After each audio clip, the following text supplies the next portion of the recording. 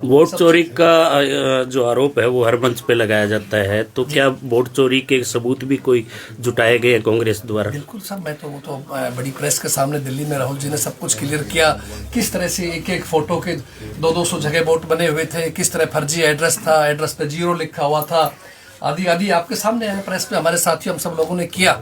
तो वो कोई झूठा आरोप नहीं था, देखो आपके सामने। हम ये नहीं कहते कि भाई आप उसमें गहराई में जाए, लेकिन ये जरूर है कि गड़बड़ है। अब देखिए, आप चुनाव होते हैं, 60% पोलिंग हुई है, जो काउंटिंग होगी तो कहेंगे 67 हो गई, 68 हो गई। ये क्या तरीका है यार? मेरे यहाँ नारनौल के अंदर जहां मैंने चुनाव लड़ा, 155 बूथ है, 85 बूथों के ऊपर 99% बैटरी पाई गई है।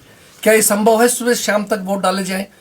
कहीं 2000, 3000, 4000 वोट होते हैं और 2 दिन मशीन बंद भी रहे, फिर उसके बाद अगले 99 ही मिले, तो उसको क्या कहेंगे आप? मैंने खुद लिख के दिया चुनाव। हमारे जो रिटर्निंग अफसर महोदय ने कहा, सर वो टेक्निकल टीम ये कह रही है कोई इस प्रकार की अच्छी बैटरी आ गई, वो 90 रह सकती है। तो मैंने कहा फिर 155 सारी की सारी 90 रहनी चाहिए थी।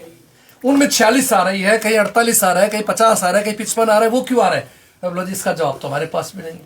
खुद पवन खेड़ा जी ने दिल्ली में एआईसीसी में मेरा नाम लेकर कहा कि हमारे उम्मीदवार राव नरेंद्र सिंह जी ने ये बात उठाई है।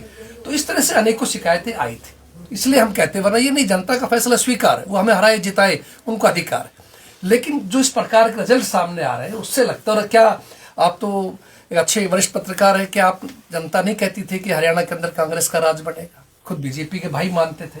आप जो राज्य में विधायक मंत्री है, नाम लेना अच्छा नहीं, मुझे खुद कहा भाई राज तो आपका बनेगा, हम तो विपक्ष के विधायक के रूप में कोशिश कर रहे हैं लड़ाई लड़ने। सच्चाई की बात।